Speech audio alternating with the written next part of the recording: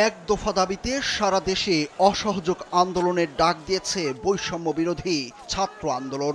এদিন বেলা 11টায় রাজধানী সহ সারা দেশের গুরুত্বপূর্ণ পয়েন্টগুলোতে বিক্ষোভ ও গণসমাবেশ পালিত হবে। শনিবার দিবাগত মধ্যরাতে এক ফেসবুক পোস্টে এসব কথা জানান বৈষম্য বিরোধী ছাত্র আন্দোলনের সমন্বয়ক আসিফ মাহমুদ। তিনি জানান, এক দফা দাবিতে অসহযোগ আন্দোলনের পাশাপাশি রোববার বেলা 11টা থেকে রাজধানী সহ সারা দেশের গুরুত্বপূর্ণ পয়েন্টগুলোতে বিক্ষোভ ও গণসমাবেশ পালিত হবে।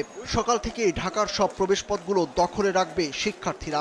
সাধারণ জনতাকেও তারা তাদের সঙ্গে যোগ দেওয়ার আহ্বান জানান। তিনি আরও জানান, কেন্দ্রীয়ভাবে শাহবাগে বেলা 11টা থেকে বিক্ষোভ ও গণসমাবেশ অনুষ্ঠিত হবে। জীবনকে উপভোগ করার সব আয়োজনকে একটি নিশ্চিন্ত কমিউনিটি লিভিং নিশ্চিত করছে রূপায়ণ সিটি উত্তরা।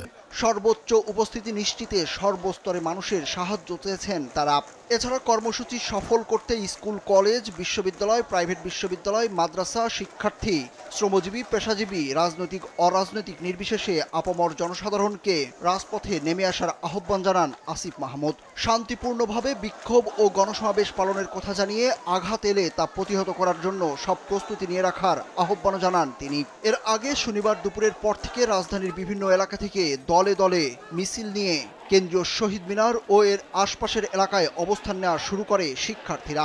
শিক্ষার্থীদের পাশাপাশি কোটা আন্দোলনের সমর্থনে অভিভাবক ও অনেক শ্রেণী পেশার মানুষও এতে অংশ নেন। এ সময় অনেকের হাতে বিভিন্ন স্লোগান সম্মিলিত প্লাকার্ড দেখা যায়।